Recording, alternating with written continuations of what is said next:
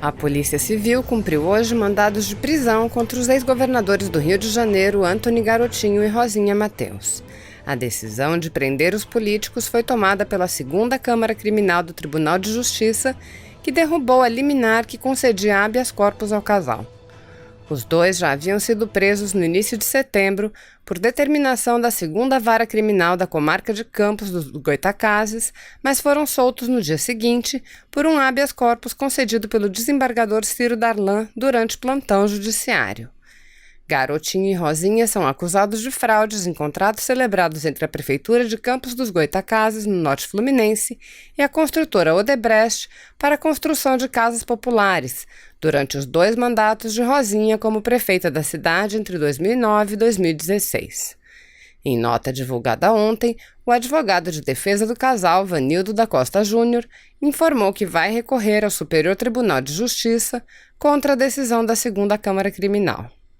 Ainda que se respeite a decisão proferida pela 2ª Câmara Criminal do Egrégio Tribunal de Justiça do Rio de Janeiro, não há como concordar com as razões de sua fundamentação.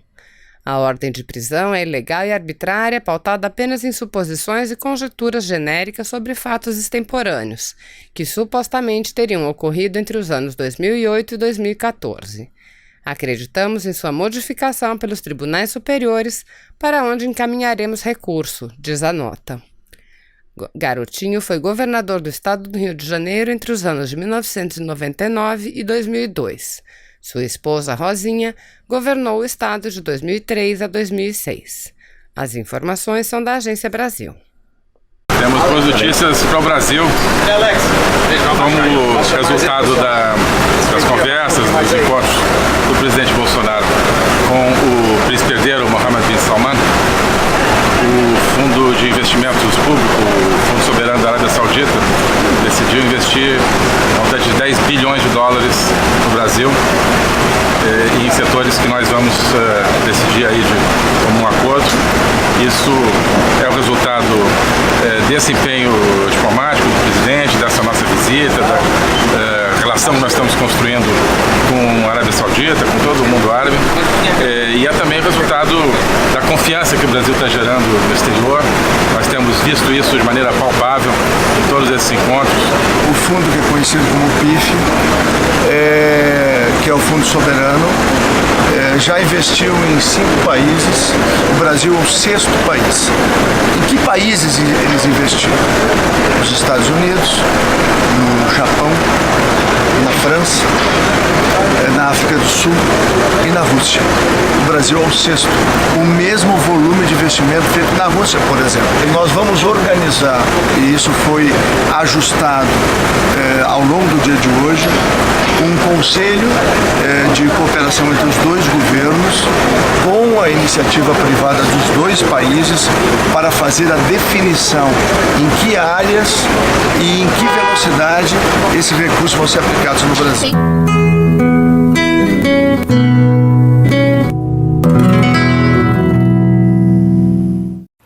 As viagens de avião para fora do país devem ficar mais baratas. É que o governo vai eliminar a taxa adicional na tarifa de embarque de voos internacionais.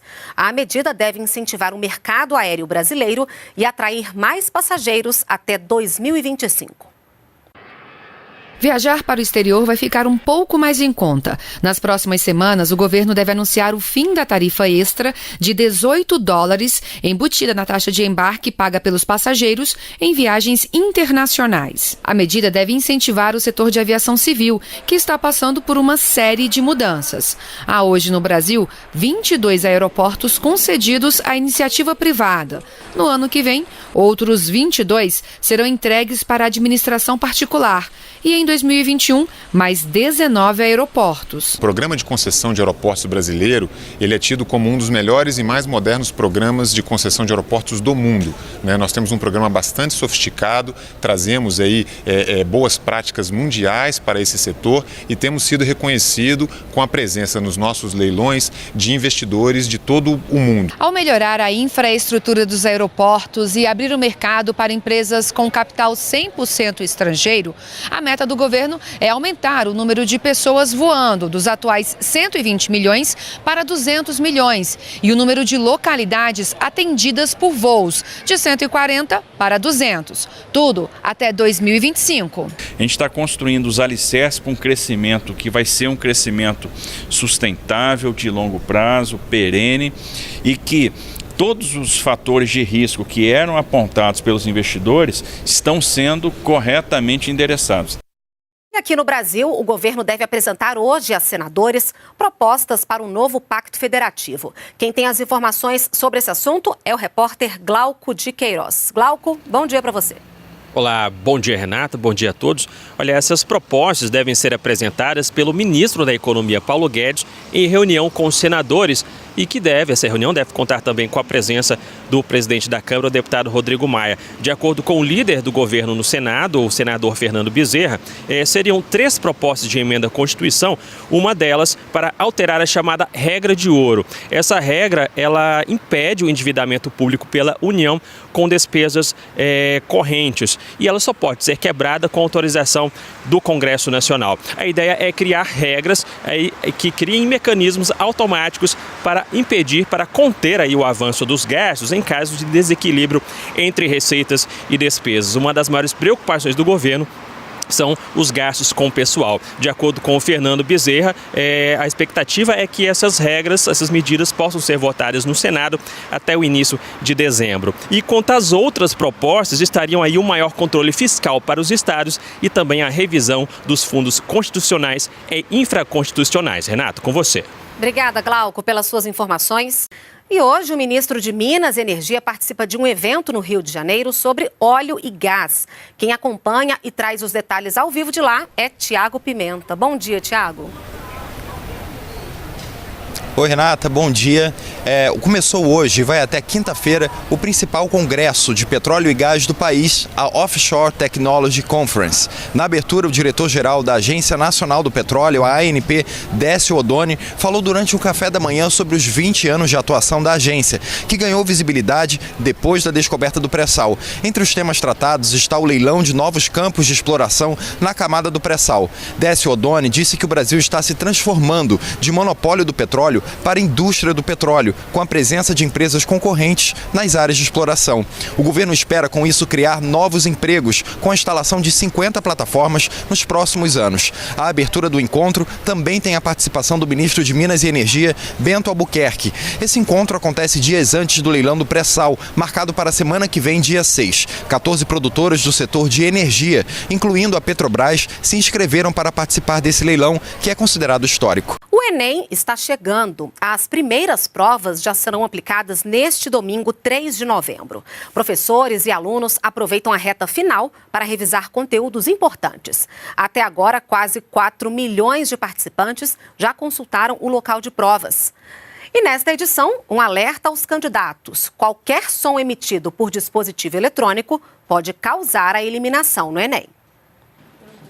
Contagem regressiva para as provas do Enem. Faltando pouco menos de uma semana para o Exame Nacional do Ensino Médio, ninguém quer perder nada. Vai focar naqueles principais tópicos que o Enem sempre aborda, né? Aqueles tópicos que são sempre destaques no edital. Gabriel vai fazer o Enem de olho numa vaga no curso de Direito na Universidade de Brasília. Mesmo com a apreensão natural da proximidade das provas, garante que está preparado e tranquilo. A preparação vai bem, estou dentro do meu cronograma, ainda bem. E eu tô menos nervoso que eu pensei que eu estaria nesse ponto do ano. Já a estudante Raquel sonha entrar no curso de medicina. Ela vai fazer o Enem pela primeira vez e está confiante. Fiz nos 2 anos anteriores como treineiro, mas essa é a primeira vez que está valendo. A prova de redação é a única que o aluno pode tirar 1000 pontos, mas também é a única matéria que pode eliminar o candidato. Por isso, esse professor de português faz um alerta. Eles precisam ler muitos textos e assimilar quais são as informações principais de cada texto, qual é o tópico frasal, quais são as estratégias argumentativas utilizadas no desenvolvimento desses textos. E é bom lembrar que todo cuidado é pouco com os dispositivos eletrônicos. Eles também podem eliminar o candidato. Qualquer dispositivo eletrônico que toque durante a prova, mesmo guardado no saquinho embaixo da cadeira, vai levar à eliminação do aluno. Isso é uma novidade em relação aos anos anteriores. Foi uma sugestão da Polícia Federal para nós melhorarmos a segurança do exame e nós incorporamos. Eu estou muito ansiosa, eu acho que vai dar tudo certo e falta pouco tempo, mas tá tudo bem. Se você apoia Jair Bolsonaro, curta este vídeo. Manifeste a sua opinião e compartilhe para que a vontade do povo brasileiro seja conhecida. Inscreva-se no canal para ter acesso gratuito ao nosso conteúdo. Uma produção Folha Política.